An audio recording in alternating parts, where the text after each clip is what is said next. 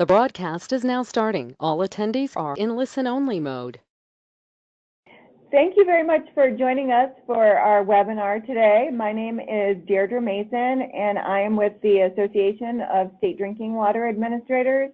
And the topic of today's webinar is the U.S. Department of Agriculture's Natural Resources Conservation Service National Water Quality Initiative Source Water Protection Pilot. For those of you who don't know about ASWA, our mission is to protect public health and the economy through the provision of safe drinking water. Our members are the Drinking Water Program Administrators from the 50 states, territories, the Navajo Nation, and DC, and they provide public water system oversight in the form of regulation, technical assistance, funding, and they also coordinate with multiple partners to prioritize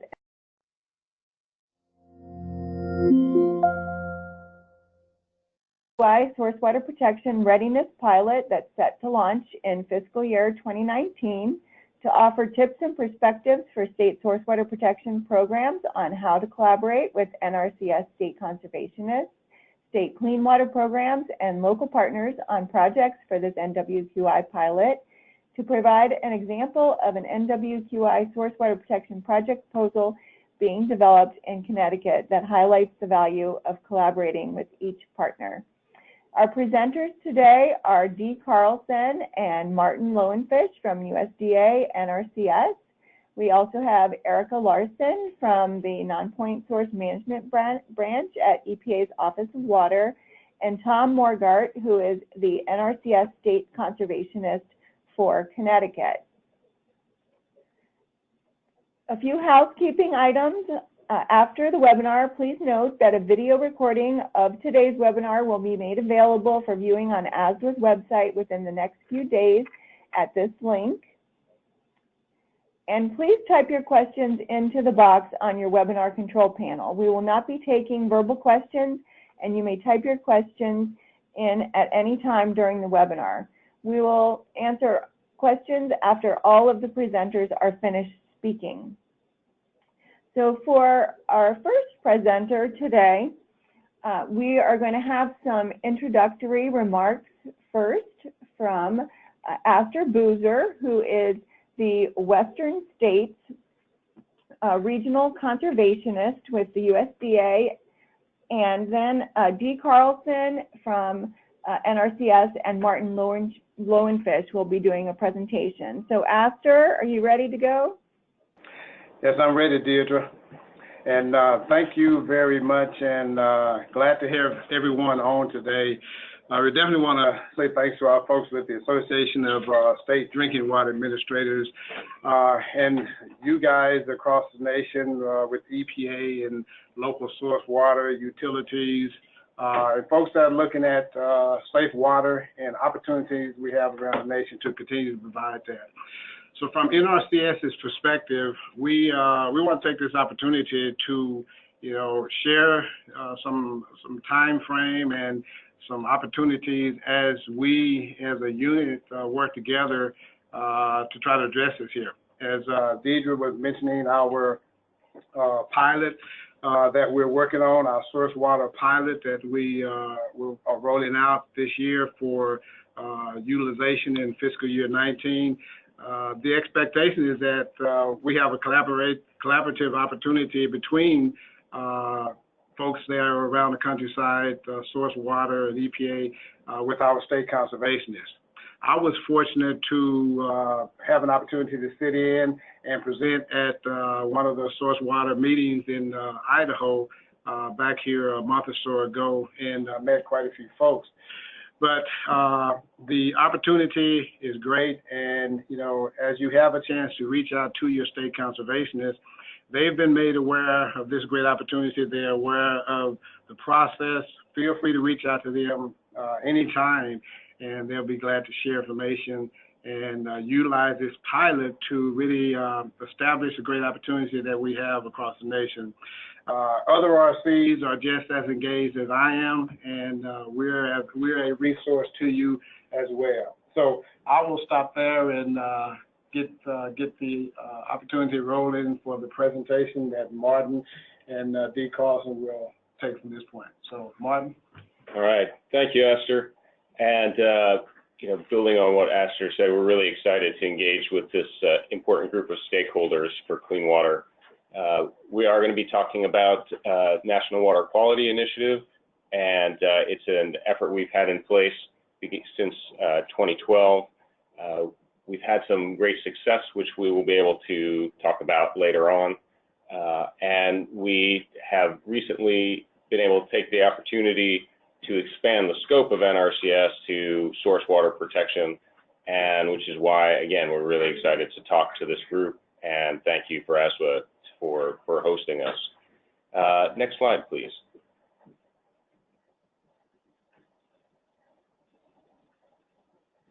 Let's see, Karen, if, there we go. So the National Water Quality Initiative is a way for NRCS to partner with EPA and state drinking water agencies and clean water agencies, really is a way to enhance our ability to engage and to accelerate the delivery of voluntary conservation programs for clean water. Before we really get into the particulars of NWQI, and because this is an audience that we haven't really engaged with at this level before, we did want to touch base on some sort of general principles about how NRCS works and how we deliver our conservation assistance. So the foundation of the NRCS business is to provide technical and financial assistance directly to farmers, ranchers, and forest landowners. As you can see on the bullet points on the slide here, that the cornerstone of our assistance is our technical assistance and developing conservation plans for producers. This conservation plan is, call it a roadmap or a record of decision for the producer, that's farmer, rancher, or forest landowner. So as we talk to a new audience, want to make sure I'm not using the terms slip into our jargon here. So we'll generally talk about our customers as producers. So the conservation plan is the record of those the decisions a producer wants to make in order to implement conservation on their operations to improve their working operation and the conservation status of resource concerns that they have there. Financial assistance that we deliver is then provided to producers who apply for it to help them, provide them for a portion of the cost to put that conservation on the ground. It is a competitive process, and so each producer's application is ranked according to criteria that are established at the national, state, and local levels. And it is using these financial and technical assistance mechanisms for producers and the ability to target that through these ranking and screening and other processes that NRCS is able to deliver the National Water Quality Initiative and other targeted efforts across the country. The last note here is that the payment rates for conservation practices are reviewed each year. We have payment schedules that are established for systems of practices across the country. They're established on a regional basis. So it is not strictly a cost share program, though it is essentially that model, but it's based on a payment schedule for a system of practices. So that's just a sort of a general backgrounder on how NRCS delivers assistance. Next slide, please. So again, we're talking about National Water Quality Initiative. On this map, I'm not going to count on you counting all the little dots there. There are currently 201 watersheds that are receiving targeted assistance through the National Water Quality Initiative. And this, what we call an initiative, is a way for us to target assistance in cooperation with partners. And in this case, this is especially done with the help of EPA to partner with the state water quality agencies to deliver this assistance in a way that's going to address water quality concerns. Next slide, please. So again, this is locally led voluntary conservation. And what we do with NWQI is identify watersheds where there is a water quality concern. We'll get into the specifics of how we've done that in the past and how we're expanding it now in the future. But up till now, the primary goals have been to reduce non-point sources of nutrient, sediment, and pathogens related to agriculture. Again, we recognize that there are many water quality concerns in a state, and drinking water agencies, clean water agencies may have many priorities, but we do have to focus where there is an opportunity to address these issues through not only through agricultural programs, but through agricultural programs where we have a good sense that there will be a strong voluntary response from the producer. So it does rely again on this locally led approach, and that there is a partnership there that can bring producers to the table in order to address the concerns that we all share. Next slide, please.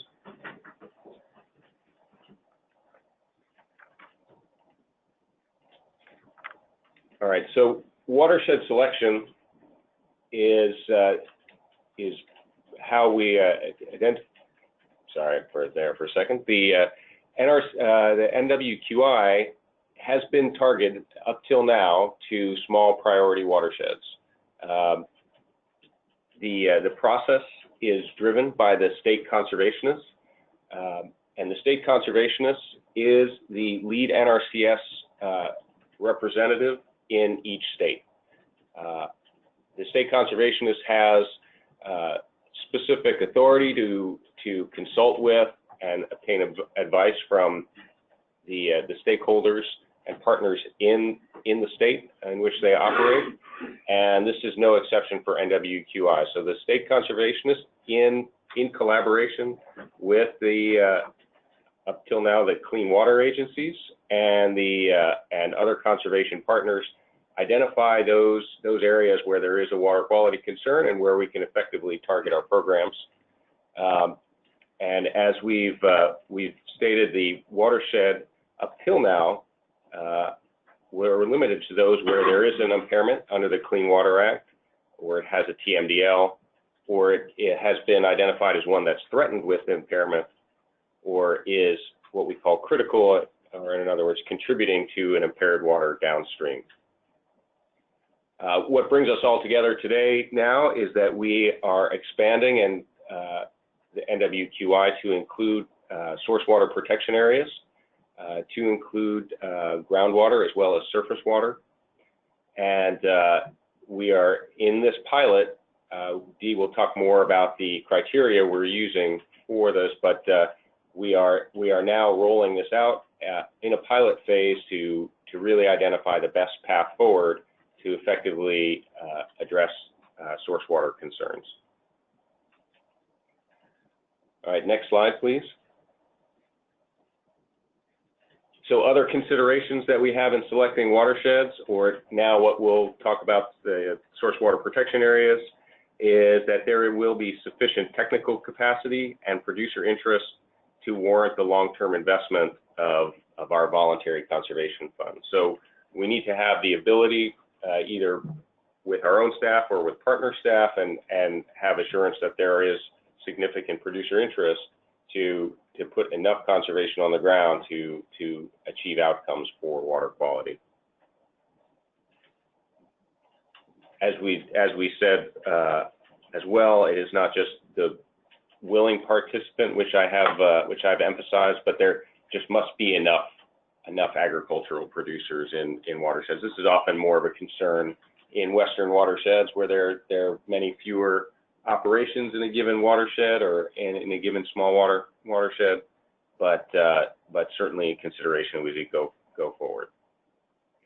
And then finally, particularly for surface water concerns, we want to ensure that there's a way to track progress, and then at least for one watershed in each state, that there's the ability to conduct monitoring to track the progress and report outcomes for this conservation intervention. Next slide, please.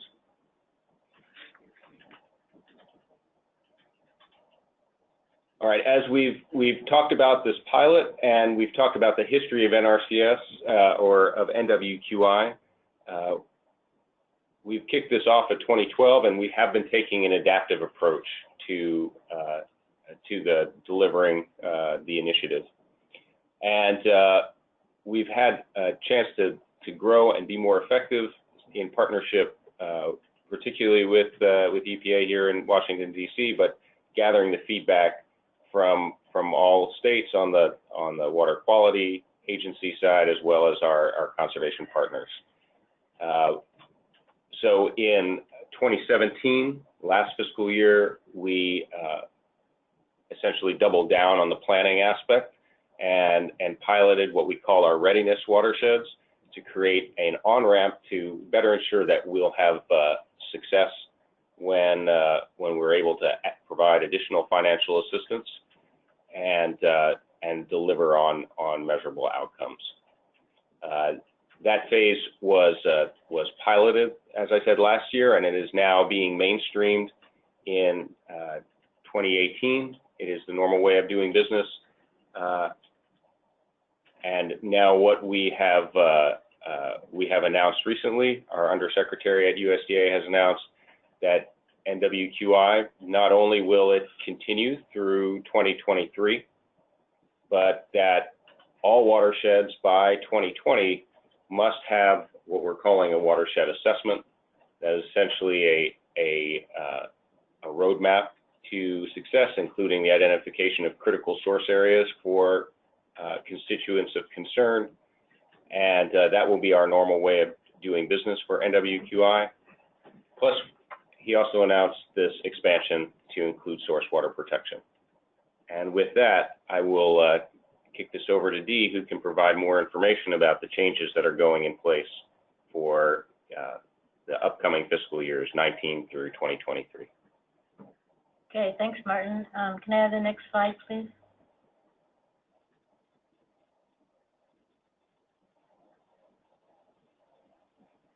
Okay, thanks. So again, as Martin mentioned, we do take an adaptive approach to this initiative, and so we have a number of changes for or beginning in FY 2019, and so that is going to include an expansion of the program to source water protection.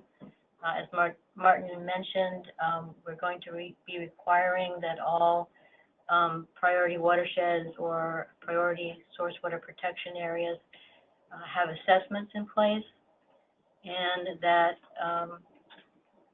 priority watersheds or source water protection areas that will be proposed, that will be done through a multi-year implementation plan. So I will go into some of these changes in a little more detail, as well as providing highlights just to how we implement the NWQI program. But these changes, we will be phasing them in over FY 2019 and 2020. This will give our NRCS staff an opportunity to really work with our partners to get ready to have those assessments in place so that we can begin with providing financial assistance to some of those new priority watersheds or source water protection areas in fiscal year 2020. Next slide, please.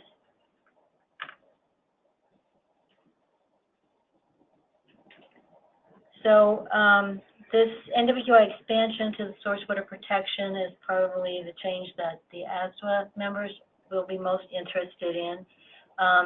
Originally, of course, as Martin mentioned, the focus of NWQI was on addressing impaired water bodies under the Clean Water Act.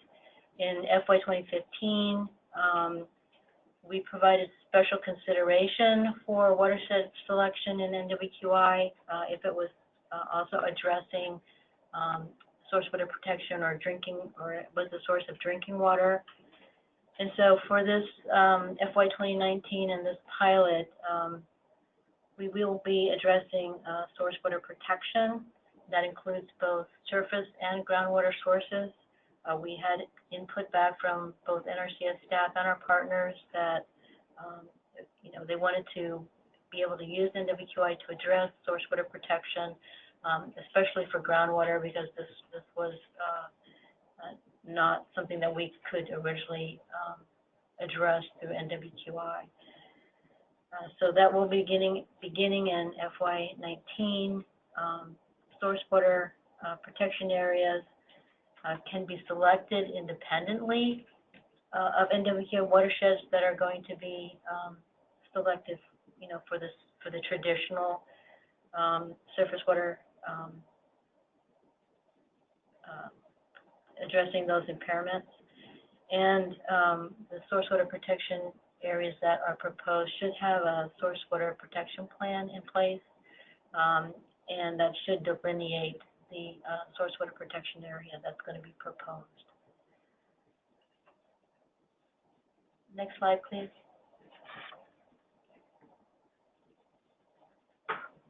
So just to quickly summarize this sort of phased adoption approach, for the readiness phase,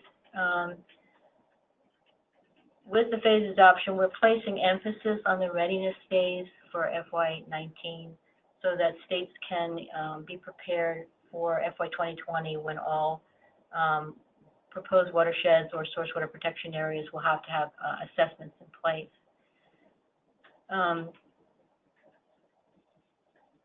So this applies to both traditional and to the pilot. So if there are new priority watersheds that states want to propose that have an impairment or have TMDL, those can be proposed for FY19 for the readiness phase.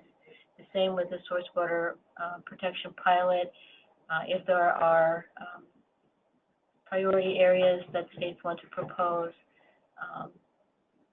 to help develop an assessment, source water protection area assessment, through the readiness phase, those can be proposed. The state conservationists will submit those proposed watersheds or source water protection areas. Those proposals are due September 14th. And as Martin mentioned, we work with partners, the state water quality agencies, the drinking water protection programs, and other partners to help determine what those priority proposals should be for NWQI. Next slide, please.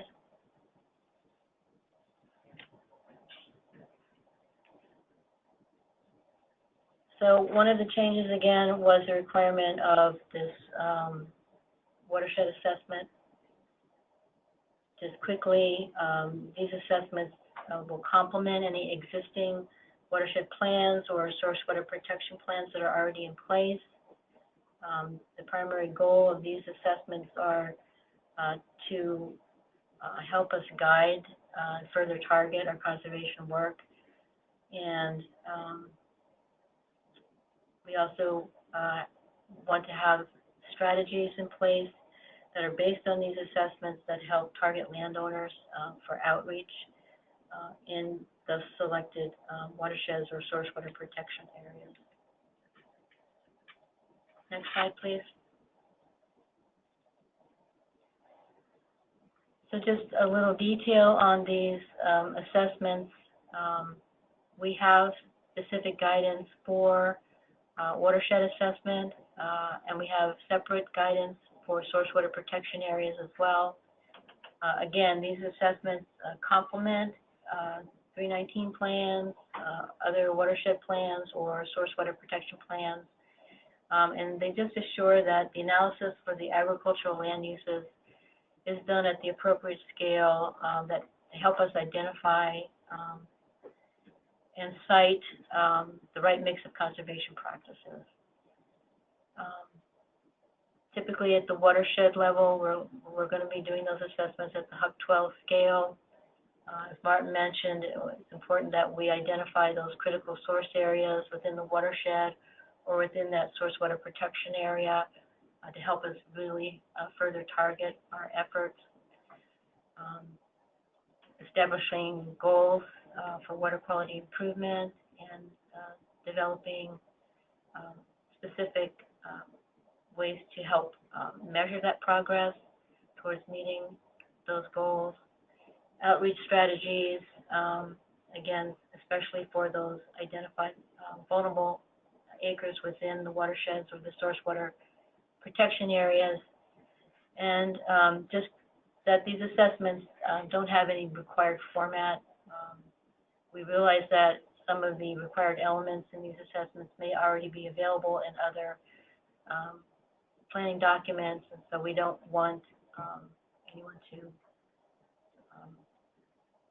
provide or try to recreate information that's already readily available. That information can simply be cited.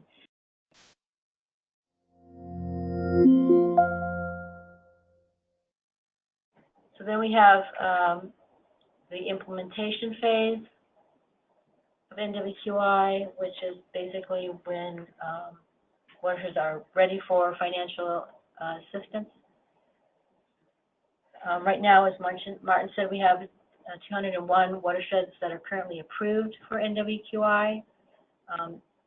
For FY19, if those watersheds have remaining treatment needs, they can receive funding for through NWQI, but beginning in FY 2020, those currently approved watersheds need to assure that they have a watershed assessment available, and they will need to submit a multi-year project or implementation plan to continue to receive financial assistance in FY 20 and beyond.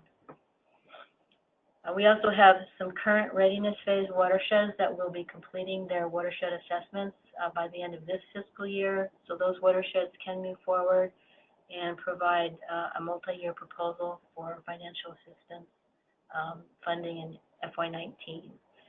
And then we anticipate that the bulk of our new priority watersheds and new source water protection areas will be moving forward seeking financial assistance are ready for financial assistance in FY 2020. Next slide, please.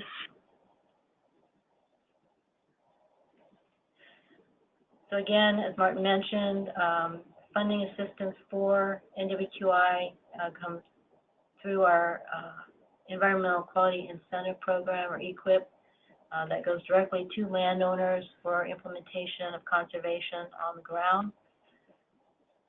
The state NRCS offices determine the funding level needs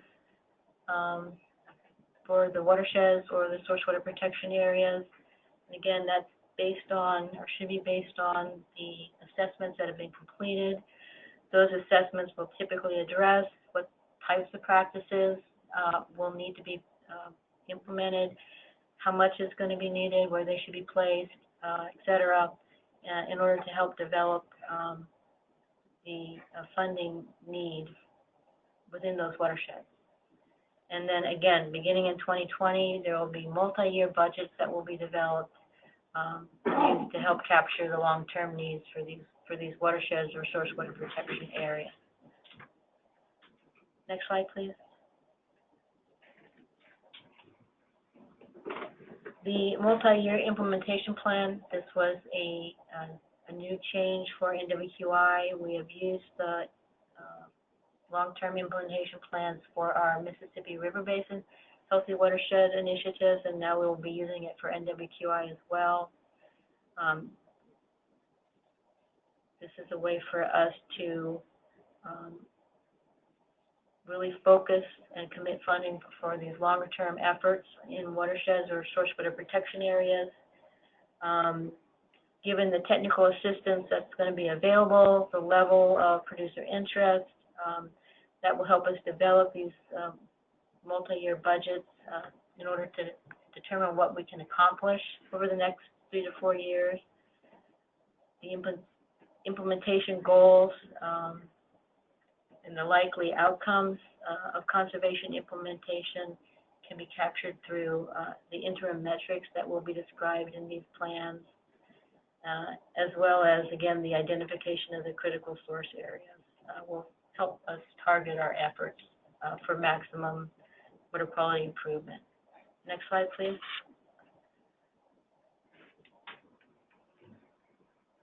So it's important to measure the progress of our conservation work. I think we are all very interested in the outcomes of our conservation efforts within the watershed. One metric that we will be tracking across all watersheds and in the new source water protection areas is implementation of on the critical source areas that have been identified. And this is one metric that we will roll up at the national level to report progress on NWQI as a whole. Then each project will have locally derived metrics that they'll use to measure progress within their project that specific meets their specific circumstances. I think I just want to emphasize that we don't want to report on just the number of practices or the amount of acres that are implemented. That doesn't really tell us very much about water quality impact of the conservation work. So we're asking that the projects develop these interim metrics to better give us an idea of what the outcomes of conservation are. And this, again, there's a variety of metrics that could be used. It may be modeled load reductions, biotic integrity scores may be used. We may be measuring or coming up with a medium phosphorus index scores across the watershed. There's a variety of ways to measure progress on these different types of watershed projects that we'll have. Next slide, please. And then just finally, to give an example of what some of those interim metrics might be. Again, as I mentioned, one that we will be requiring is the amount of implementation on the critical source areas that are identified. We may have watersheds that have modeling available, maybe through SWOT or other models where we can actually model the nitrogen and phosphorus loads and estimate what those load reductions might be with the implementation of conservation practices. For source water protection areas, just a quick example, there may be, there may be a source is groundwater and monitoring for nitrate levels is underway. Through the assessment, the partnership has developed some or established their goal, for nitrate reduction, and so ongoing monitoring will be used to determine trends with conservation implementation in place. So just an example of some of the metrics that can be used. We want these to really be developed by the local partnerships that meet their needs within the projects. So with that, that's the end of my presentation. Great, thank you so much, Dee and Martin and Aster. And I think we have Erika Larsen up next. Erika, are you ready? Hi, Deirdre. I'm ready. Can everybody hear me okay? Yes. Great. Okay. Hi, good afternoon, everyone. I'm Erika Larsen, and I'm here in the Nonpoint Source Management Branch at EPA, and I help to coordinate the National Water Quality Initiative at EPA. And so I want to thank Deirdre and ASWA for hosting the webinar and the opportunity to present and share a bit of a EPA perspective and the role of EPA and state water quality agencies in implementing the National Water Quality Initiative. We've had a really great opportunity over the past 6 or so years to partner with NRCS and state water quality agencies on these shared goals for improved water quality and priority agricultural watersheds across the country. And more recently, we're really pleased with the evolution of the initiative to include this emphasis, as Dee and Martin described earlier, on watershed planning and assessments and critical source area identification and targeting, and now this expansion to include the source water drinking water pilot. So we're really pleased with this expansion and evolution. And so over the past couple months here in the Nonpoint Source Program, we've been coordinating with the Office of Groundwater and Drinking Water and the Source Water team here at EPA to share some of the history of the NWQI, kind of the role of our agencies, and a few lessons learned to really help ensure a successful rollout of this new pilot. So we thought we'd take some time this afternoon to share kind of a similar perspective with all of you. But before I start, I just want to make sure it's clear what I'll be discussing over the next few slides is really the traditional NWQI, as I might call it. This is the readiness and implementation phase of the NWQI. It's more generally the restoration of impaired waters, not specifically the new source water drinking water pilot that's being rolled out right now, but we'll have opportunities to discuss that in more detail a bit later. So with that, Karen, next slide, please.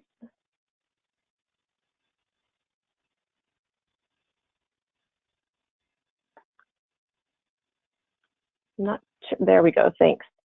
So all three of the NWQI partners that I talked about, that's NRCS, EPA, and state water quality agencies, have a unique role in implementing, but also assessing progress of the NWQI. So this is a little matrix that is a bit of a simplification, but it should help kind of identify the contributions of the three key partners, starting with NRCS. So as Martin and Dee discussed, NRCS's role primarily is this implementation of conservation practices through their EQIP program, and these are key water quality focused practices.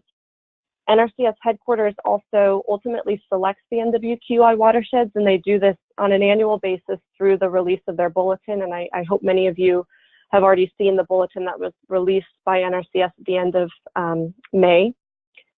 NRCS also provides the assessment and planning support and guidance through the NWQI readiness phase that started as a pilot, that now is a phase of the NWQI, and now also through the source water and drinking water pilot.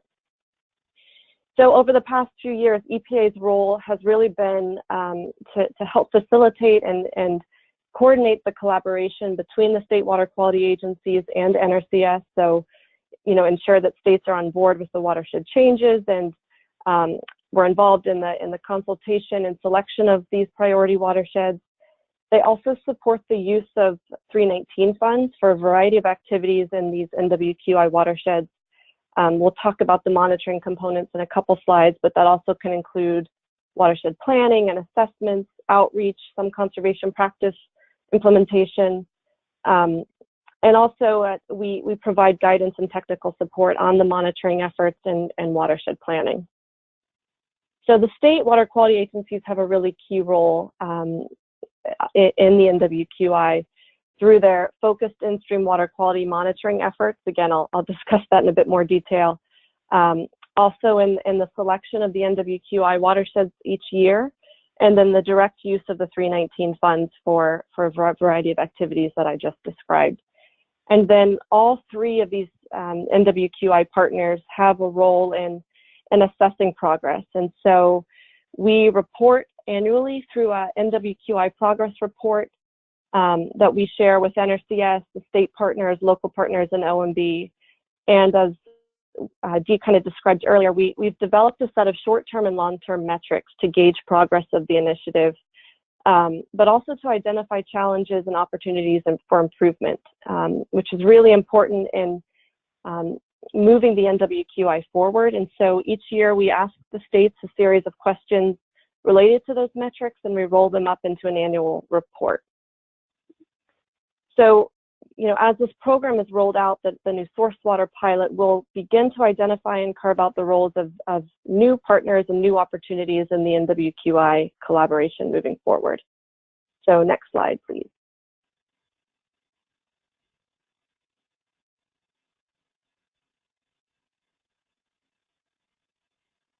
Thanks.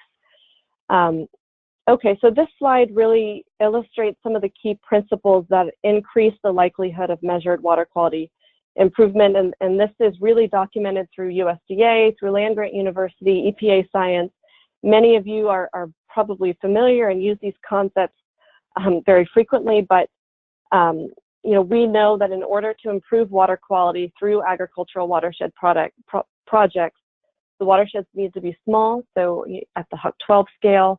Ideally, the right practices need to be implemented in the right practices and the right places for the right pollutants, and this is identifying those critical source areas. The practices need to be concentrated, and then engaging local partners for outreach and assessment is really key. And so I'm not going to go through all of the bullets on this slide here, but I think this helps explain why the NWQI is well suited for success and why there are many of these components in NWQI watersheds that are in place already, but it also explains the need for this emphasis on watershed assessments and planning and outreach that's really become a fundamental concept and building block in the NWQI over the past couple years and now moving forward. So next slide.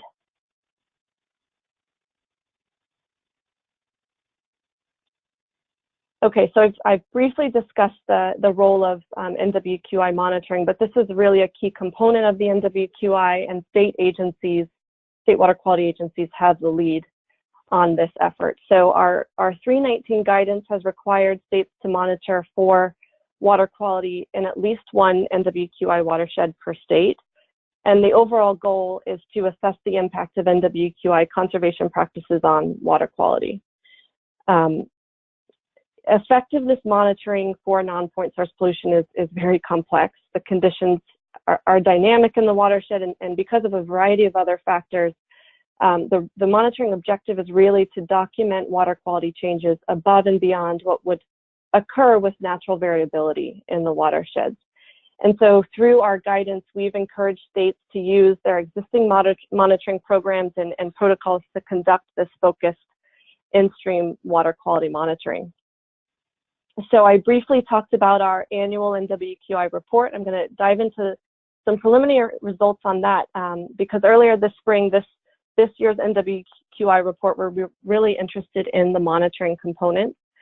So we asked the states a series of questions related to monitoring plans and activities and learned the states are using a variety of monitoring approaches as expected to detect the effect of these agricultural conservation practices from NRCS on water quality and NWQI watersheds.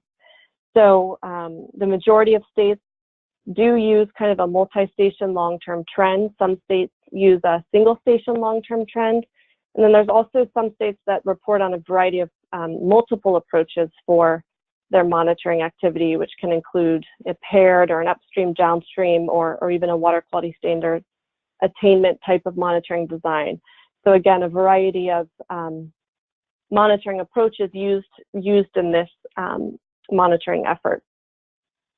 And then we asked two questions about water quality progress in monitoring watersheds. And so we didn't really have an expectation of what we'd find here. We know it takes many years to detect a water quality signal from ag conservation practice activity, but we did want to ask to see if states were starting to see any trends, and we were really pleased with our preliminary findings, where states indicated that water quality changes have been detected in at least 15 watersheds, 15 NWQI watersheds, and most of those changes were associated with ag conservation activity. So we're, again, happy to see these results, and we do need to dive into these outcomes a little bit more, and we'll describe these outcomes later in an OMB report later this fall. But we were happy to see these preliminary results. And again, this is the effort that's tied to the traditional NWQI program for the implementation phase of the NWQI. So next slide, please. Thanks. So this is kind of our grand finale, and in conclusion, we just really wanted to share a few lessons learned from our experiences here at EPA, but also from what we've learned from our partners at the state level, and hope that as some of you might have the opportunity to engage in the NWQI through pilot moving forward, it may help you begin to be a successful key partner in the initiative. So the first bullet here is really to understand your role in the initiative and how you can partner for shared water quality goals. So this may look different in each state, and it could include anything from, identifying priorities and watersheds, or helping to provide assessments or tools for critical source area identification, potentially outreach efforts. But these roles should be identified really early on in the process, and it's really helpful to begin planning early and to keep lines of communication open throughout the year to kind of get a head start. We've seen this successful in a few states and regions where EPA regions and states may have quarterly calls or meetings with NRCS to share kind of the progress and priorities, which then helps facilitate the selection process when the bulletin comes out each year. But it also can really help to expand this collaboration, these shared goals, and leveraging beyond NWQI watersheds, so that this type of collaboration effort is expanded in larger areas throughout the state. And then some of the last points here are kind of what I discussed already on the water quality success slide, but as far as watershed projects go, and many of you probably know this and worked for this, but it's important to engage the local stakeholders. We know that the soil and water conservation districts have been really key partners in NWQI implementation. It's important to ensure that there's a plan to help identify these vulnerable acres and critical areas, and to target those areas through effective outreach strategies. And this is really the model of the readiness phase. And then again, just echoing what Dee described earlier, these metrics to gauge progress is really important to be able to share the success annually, but also, to identify those challenges and opportunities for growth, which really helps to shape the initiative moving forward, especially now that we have this commitment of funding through 2023. So I think that's my presentation. Thanks for the opportunity to present and share the EPA perspective. And with that, I believe we're taking questions at the end, so I'll turn it back over to you, Deirdre. Great, thank you so much, Erika. And I think next up we have Tom Morgart joining us from the lovely state of Connecticut. So Tom, are you ready to go? I'm ready. Can you hear me? Yes. All right. It's a pleasure to join everyone today. So they asked me to talk a little bit about what Connecticut's been doing in the source water arena. And you want to hit the next slide? So Connecticut has actually been involved in source water protection for quite some time. When the Long Island Sound Regional Conservation Partnership Program got funded in Connecticut, one of the parameters of that program was that we use easements to treat resource concerns and address source water protection. So in Connecticut right now, we're working on putting easements on more than 700 acres in the state. So we really started in source water protection with that. But every day we use our financial assistance programs to assist in treating source water projects. Our EQIP dollars go on farms every day that help us address nutrient, sediment, pathogen issues on those farms so that those problems aren't getting into our streams and rivers. So when NRCS launched the national bulletin for the National Water Quality Initiative, and specifically source water readiness, I immediately reached out to EPA, my source water protection coordinators in the East region, or in that region 1, sorry, and specifically to Kyra Jacobs. I reached out to her, next slide, and said, hey, Kyra, we're doing this great thing at NRCS in source water protection. I need you to hook me up with some like Connecticut partners. And amazingly, she said, oh, I'm having a meeting with them tomorrow. Do you want to join us? So we jumped on a phone call with them the following day and discussed the great opportunities that we have through getting a readiness plan for source water protection in the state. We talked about information that NRCS would need and to be able to submit a proposal for this readiness program. And so in Connecticut, the source water protection is under the Connecticut Department for Public Health. So after talking with the public health officials about this readiness project, they were thrilled, and they sent us over a GIS layer that included all the source water areas, the surface water source water areas, and the wellheads that are in the state. They could share that with us because we're a federal agency in Connecticut. I know that varies across the country and what they can share. Many states consider these layers to be private due to terrorism aspects. So it may require a memorandum of understanding be developed in order for NRCS to gain access to that data layer. So it might take a little bit of work on the NRCS side, but well worth the effort. Next slide.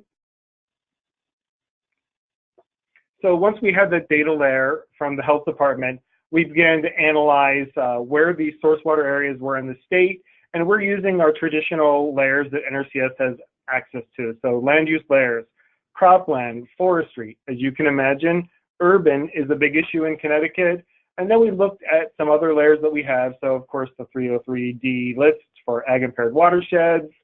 And then we have another layer in the state that is 303D ag impaired public water supply areas. I don't think every state has that, but it's worth looking at. Then we overlaid some other layers that NRCS has access to only, which is our conservation planning data. So we know where we've got active participants working in watersheds.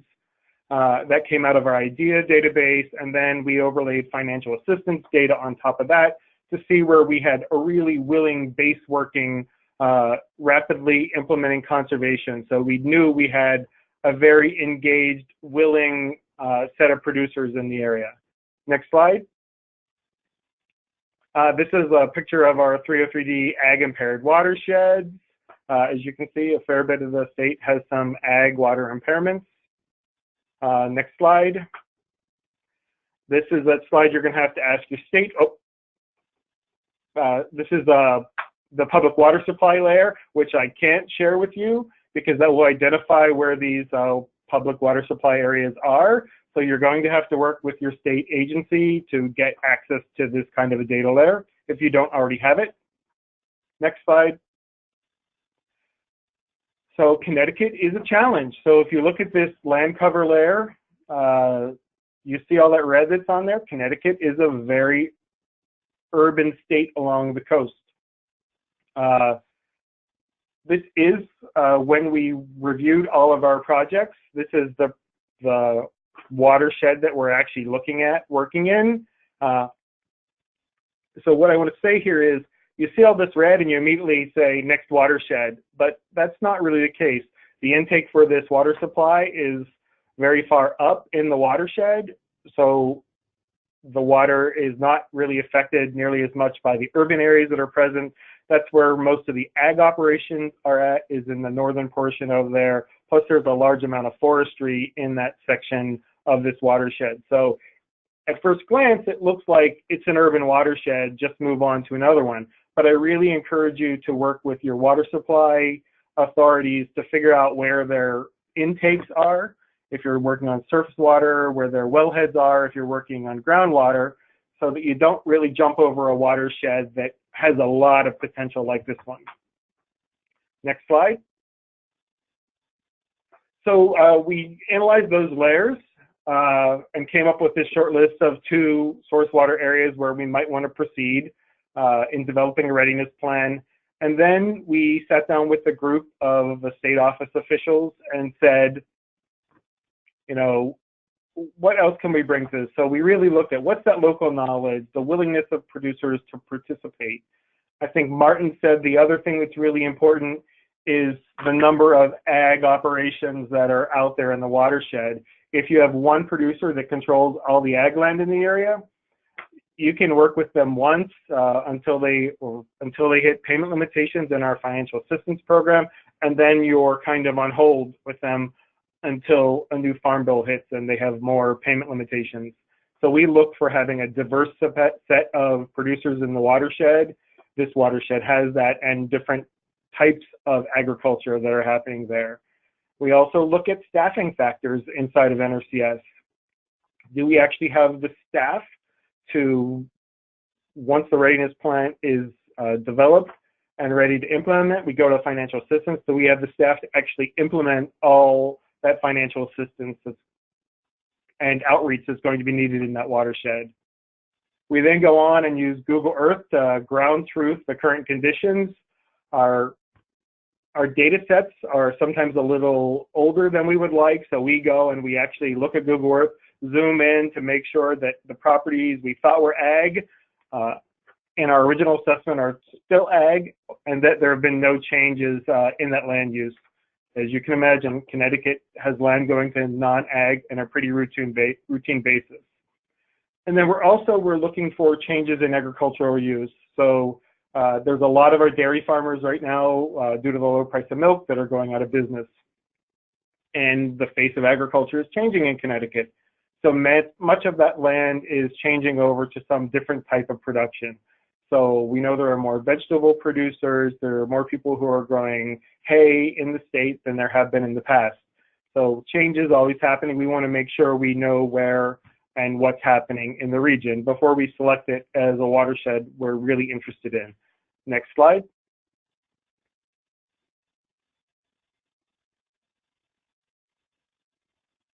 There we go. So this is the one we're really looking at. You can see it's very close to the coast. So it is a more urbanized region like we talked about, but it has great opportunities. And we have some great partners there. Next slide. And partners are the key to this. So in Connecticut, I have 47 staff right now. So I can't do this all on my own. I really need the help of some key partners. So our first meeting we had with those key partners were the Regional Water Authority, Connecticut Department of Public Health, which runs source water in the state, protection in the state, Connecticut Department of Energy and Environmental Protection, which is the regulatory agency. Then we included EPA, both the source water protection liaisons and the agricultural liaisons. I wanted to make sure everybody was on board so that we could have everybody say, yes, we are all interested in doing this, both federal and state partners. Our next step in part of this process of building partnership as we develop this readiness plan is to bring as many additional partners to the table, including the conservation district, local water groups that do water monitoring, just communities in a whole, so that everybody is on board with the enhancements we're looking to do in the source water area. Next. So we had this meeting with all the partners, and like I said, I was really looking for getting support of all the key partners, which we got. We are lucky in Connecticut that every source water area has a source water protection plan already in place. We were talked through defining what the impairments were in the water bodies we were looking at. So those are nutrients and sediment in Connecticut. We talked about the need for willing ag producers and community support for the project, plus the need for outreach to those groups. And that involves more than just NRCS, including the conservation districts and meetings that the water authority might hold to educate the community on, issues in the watershed and the source water area. Of course, it always gets well, once we have this plan in place, how are we going to fund all this? So we talked briefly about the NRCS EQIP program, the use of EPA 319 funds. And then, is there any ability to use the water authority's ratepayer funds to implement conservation, like has happened in other regions of the country? You need to be aware that when you're using EPA 319 funds, that they require a watershed plan in place that meets key criteria for them. NRCS wants some key criteria for us, so that when we write our plan, we're going to make sure we're meeting all the EPA criteria, the NRCS criteria, so that when it comes to getting projects implemented, we have access to as many federal dollars as possible. I also got commitment from everybody at the table to the current monitoring they're doing and a commitment to future monitoring when we actually start putting this project on the ground. Next slide. We do have some next steps. So I need to discuss this opportunity with the State Technical Committee. If you're not aware what the State Technical Committee is, it's an advisory group to the state conservationists. We hold meetings in my state every quarter and discuss NRCS funding opportunities. We review the ranking that Martin talked about, which is how we fund our financial assistance programs and prioritize those applications. So this is a committee that helps advise me in where I want to use NRCS financial assistance and other guidance on the day-to-day operation of NRCS. It's an advisory committee. In the end, I make the decision for NRCS, but I certainly take the advice that is given to me. If you're not currently a member of the State Technical Committee in the state where you're at, I would encourage you to reach out to the state conservationists and ask to be added to the mailing list so that you can attend those meetings. In my state, it's a pretty small state, but with the urban areas, travel can be difficult, so we provide a call-in number so you don't have to travel to the state office for every meeting. You can participate remotely. We're going to have those continued conversations with our partners and build additional partners. And then most importantly, we have to get our source water protection pilot plan submitted to national headquarters at NRCS by September 14th so we can be considered for funding for this. Next slide. And there's my contact information. I think there are great opportunities that are becoming available for source water protection within this NWQI program. And I would encourage everyone to work with their state conservationists, if they're not already, to make those connections to let that happen in your state. And it really is possible to get watersheds delisted in Connecticut. We've had a segment of a 303D listed stream delisted through NWQI already. So it is very possible to affect change in watersheds. It takes a long time, and it's a long time commitment to this change. But with the partnership that we're working to develop, we can make that happen. And that's the end of my presentation. Great. Thank you so much, Tom, and thank you to all of our presenters.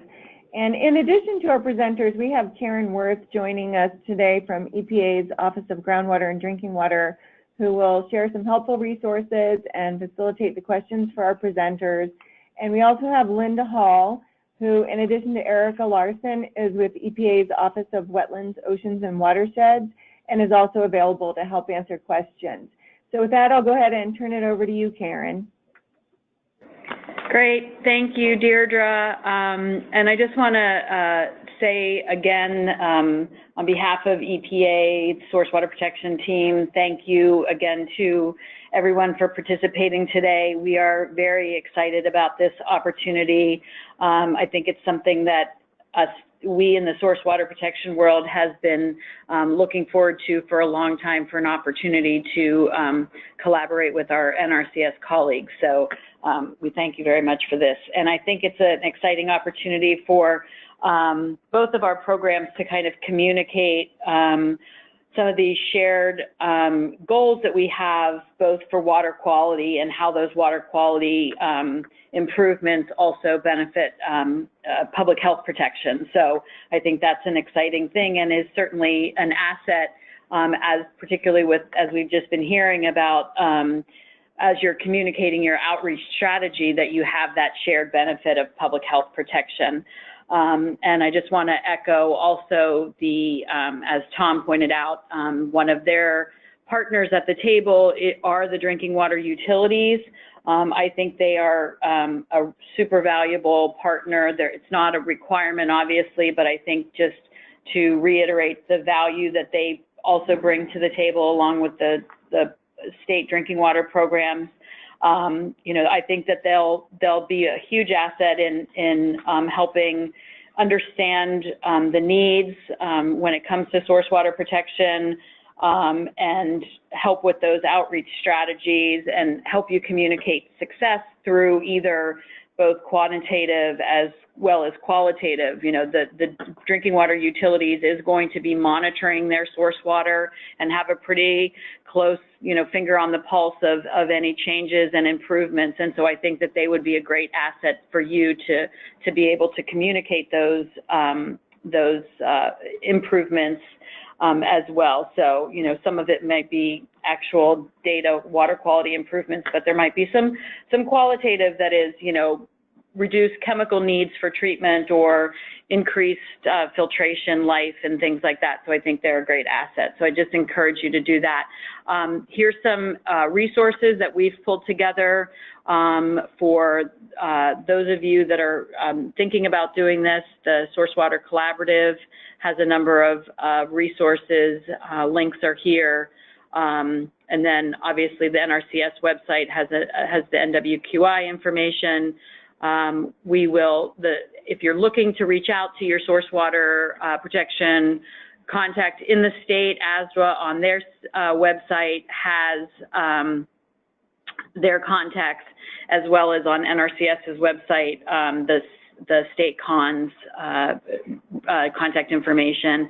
And then lastly on here, we're sharing a fairly hot off the presses tool from our colleagues in the American Waterworks Association, which they're the national association that represents water and wastewater, drinking water and wastewater utilities.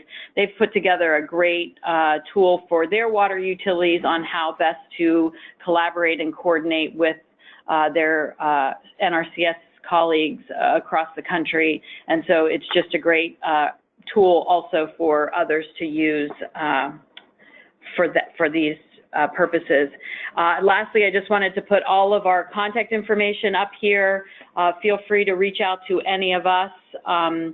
We have Tom's information here, so that Tom isn't fielding calls from 50 states.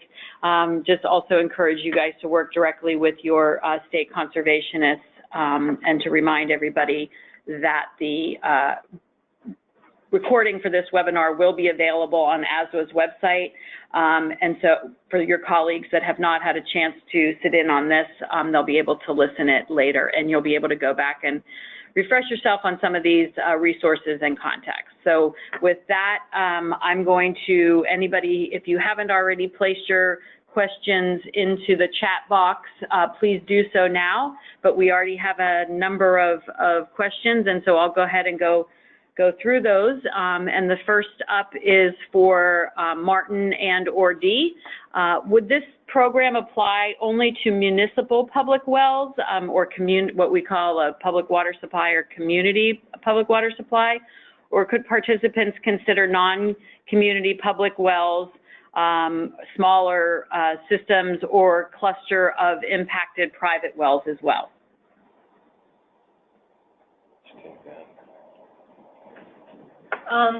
So I think we're focusing mostly on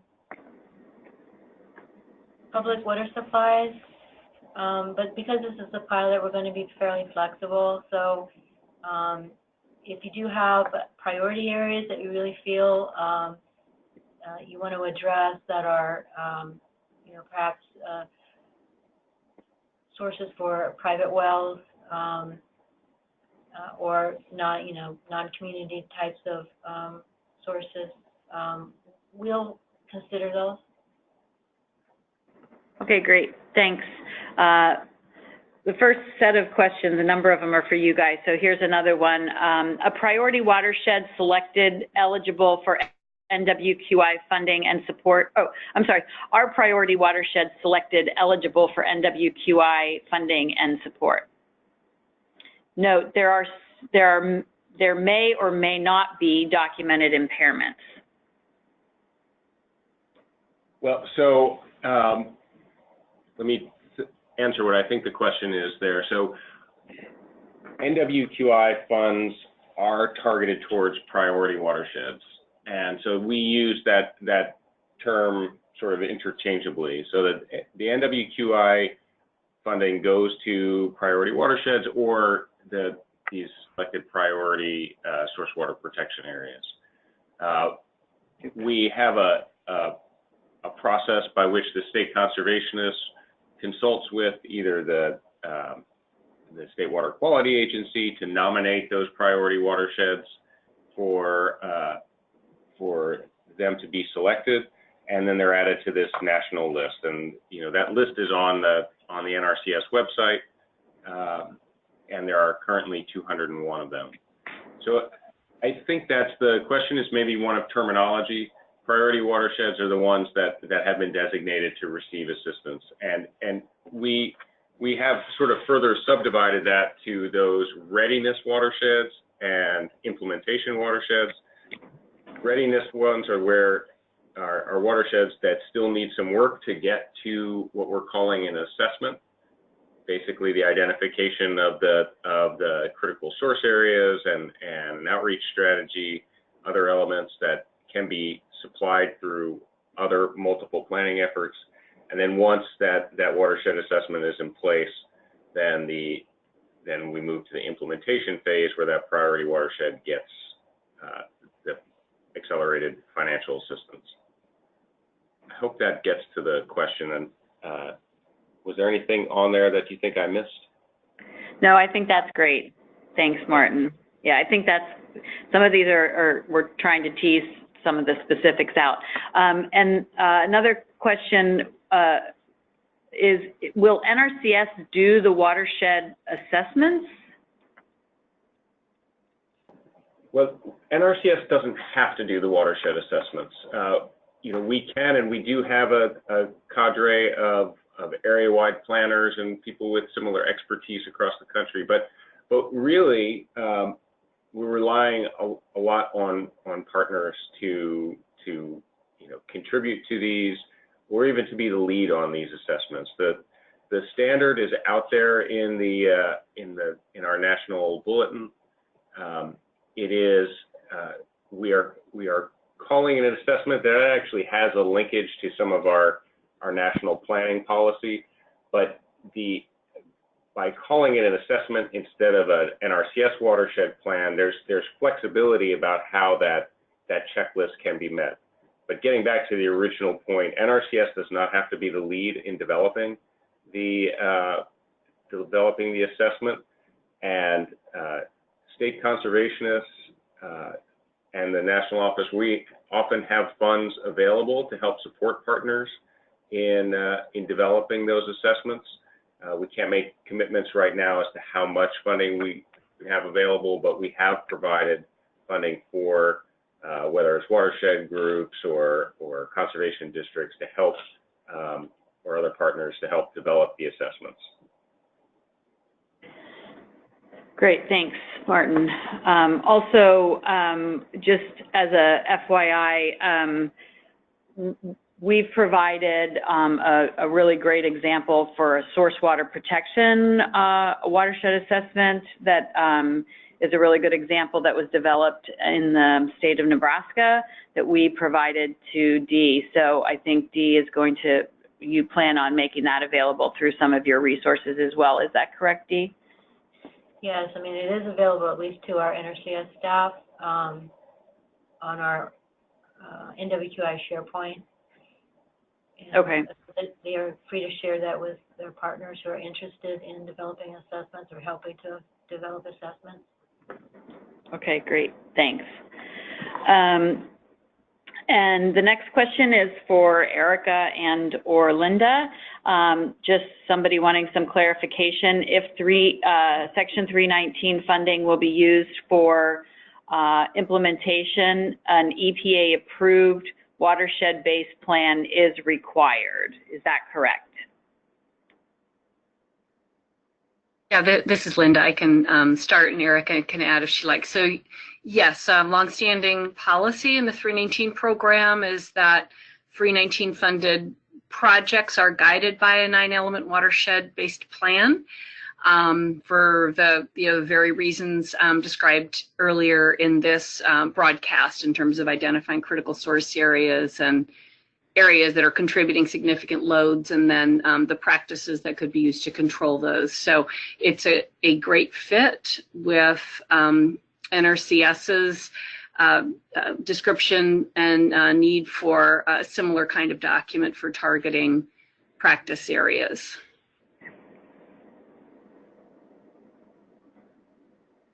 Thanks, Lynda. Erika, any? That covers it. Thanks. Great, thanks.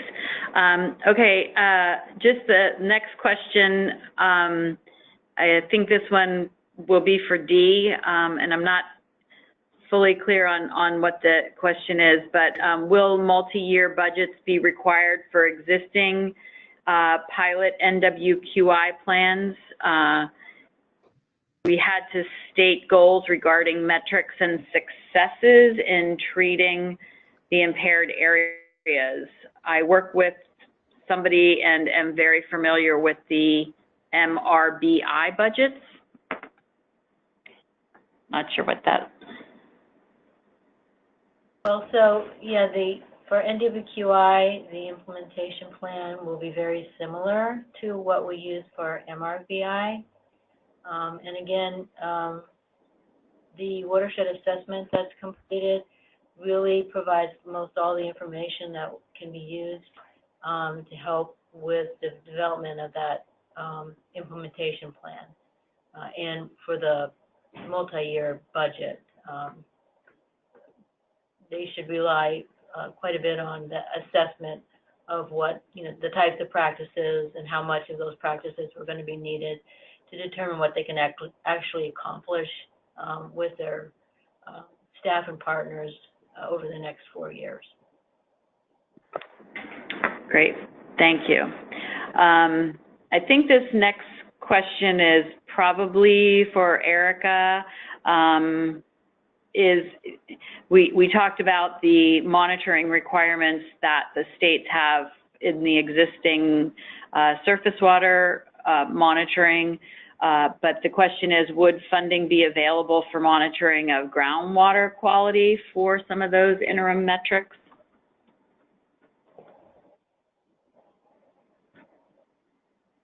Yeah, this is Erika. So we, as I mentioned earlier, we require the monitoring of at least one watershed per state, and states can use 319 funding or other funding if available. And so this is for the Surface Water Clean Water Act requirements. And so I think, Karen, you all were discussing a little bit more about the monitoring for this new source water pilot, but the 319 focus is for the Surface Water Clean Water Act requirements. Great, thank you. I guess this question could be for Tom, Erika, Deirdre, anybody really feel free to chime in on this one, and it's regarding water quality monitoring goals. Many source water protection areas have little raw water or in-stream monitoring because SIDWIS monitoring, that's the Safe Drinking Water Act information system, monitoring is post-treatment, and so there's not a cadre of data. And how can states better provide the background conditions for monitoring during the implementation phase if current monitoring is not being conducted? And so I'm happy to take a little bit of a stab at that. Again, this is going to be where there is some opportunity with the utility. There might be some historical data there because I'd be surprised if drinking water utilities didn't do some type of, it might not be as robust as some, but there's going to be some knowledge on their part about the quality of their drinking water, because they're also required, while their point of compliance is at the entry to the distribution system, they're going to need to know how to optimize their treatment for their their raw water quality. So I think there would be some opportunity there from that standpoint, recognizing they're not all going to have the amount, but I think they're going to have a general sense of what their treatment requirements are, and that's going to kind of be able to help you characterize the quality of the source water. And then I don't know if anybody else has any other thoughts on that.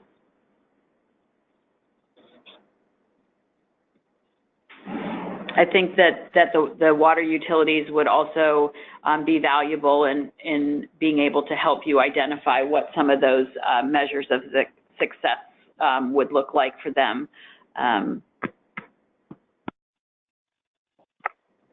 And there might be some Clean Water Act program data that's available for that as well.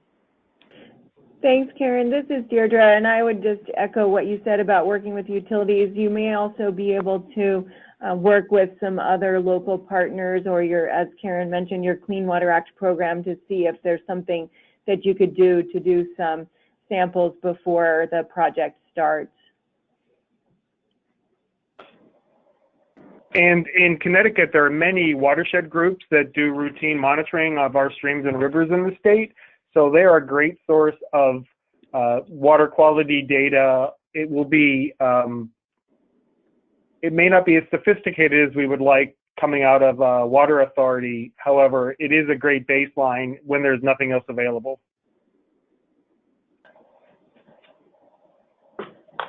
Thanks, Tom. Okay, here's another one for Erika or Dee. I think our state's 319 funds are already stretched very thin and would be very limited funding source for any other projects. Is potential to use state 319 funds in a project area a requirement for project selection? This is Erika. I'll take that. No, for the implementation of 319 is not required in NWQI watersheds. It's certainly being utilized in many states, and that's what we're learning through our NWQI annual report, but not in all watersheds. The requirement is from the 319 guidance that in-stream water quality monitoring is occurring in at least one watershed per state. So it is not a requirement that 319 funds are utilized in NWQI watersheds, just the monitoring requirement is in place. But again, as I mentioned, many states are using 319 investments in NWQI watersheds because these are also the priority watersheds in many states. I don't know if Dee, you have anything to add, or Lynda? I don't, Erika. That captures it well. This is Lynda. Great, thank you. Next question for, I think, Dee or Martin. How much detailed development of the assessment elements must be completed for a source water protection pilot candidate site prior to the September 4th deadline? And the second to that is, can we nominate more than one per state? Thanks for the question. I'll give a high-level answer, and Dee will fill in where I've gotten it wrong. So the September 14th deadline is for nomination of watersheds to be included in the development phase. So the assessment doesn't have to be completed. Hopefully, there's many elements in place already. This would be a hard lift to complete from scratch in a year, but we don't require that there's an assessment already in place or already begun even in a watershed before it can be nominating it. And yes, we would take multiple proposals for a given state. Great, thanks. Dee, any? Nope, I think that covers it. Okay, great, thanks. And one more for the both of you. Will there be any adjustments to the AGI or adjusted gross income criteria? Not that we know about or can comment on. The Farm Bill is in development right now. So whether, I actually haven't kept track to see whether there's anything in discussion, but even if I had been, it would still be in discussion. So we don't have any knowledge right now that there'll be any changes. Okay, great. I think that's wrapping up this. There was another question for Deirdre about where the slides will be available. Again, I'll just highlight that this whole recording will be made available in the next few days at ASWA's website, and that's aswa.org/sourcewater. We will also send around to all the participants, just letting you know when it's live. And then I'll also provide that link to our speakers so you can share it among your networks as well. And I think that's all the questions that we have right now. Oh, the slides. Oh, Deirdre, will we make the slides available as well as the presentation? Yes, we can do that, definitely. We will have them posted on the website at the same location. And I think, Karen, I don't know if you can scroll down on your screen. I think we do have a few more questions that have come in. Oh, okay. Sorry. Maybe we're not seeing those. Let me see.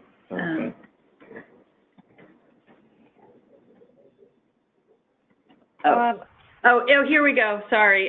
Here's another one. If the state has a source water assessment in place, but not a source water protection plan, which are mostly done by utilities, does that mean the source water, does that meet the source water plan requirement? If the state has a source water assessment in place, but not a source water protection plan, which are mostly done by the utilities, does that mean, oh, sorry, so it's put it in there twice, it's double. So I guess it's if there's a source water assessment in place, but not an actual plan, does that meet the source water plan requirements?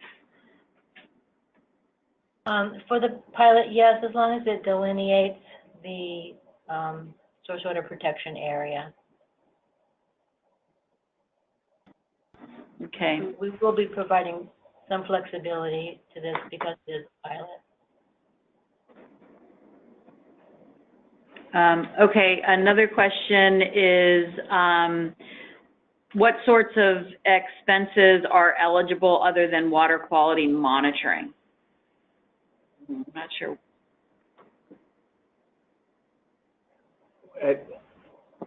This is Martin. I think that's maybe a question for on the EPA side, on maybe about 319. But just to be clear, for NRCS,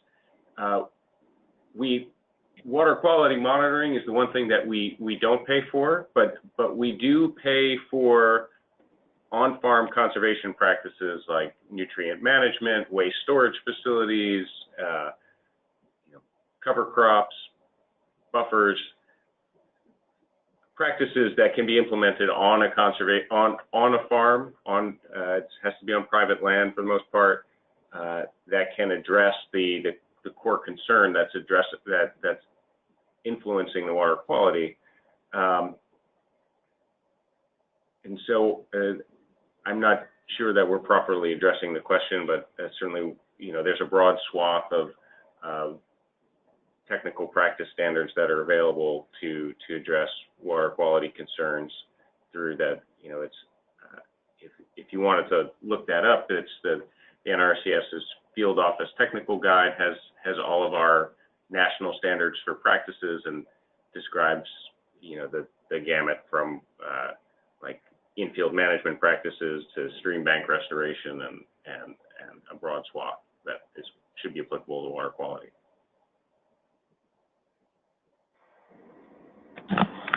Thanks, Martin. Then I have another question for the source water protection pilot. Is that limited to the HUC 12, or can it be a larger area to be proposed? For the pilot, it can be a larger area. Okay, great. And then another question. Go ahead, sorry. And then I think I'm just going to, the last question, just because we're running out of time. And the question is, who approves the watershed assessments and determines that they're eligible for implementation funds?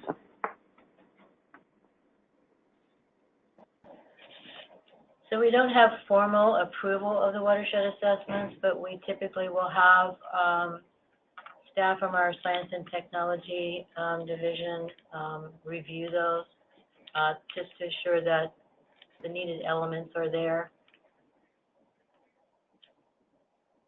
Okay, great, thank you. That's bringing us a few minutes past the hour, or past 3:30, so I just want to thank everybody again. I recognize that there's a few questions here that we went unanswered. I'll just once again remind folks that we have, I'll put this contact information up again. Feel free to reach out to any of us on your questions, and if, you know, one of us should be able to answer them. So with that, I just want to say thanks everyone for participating. Yeah, thank you.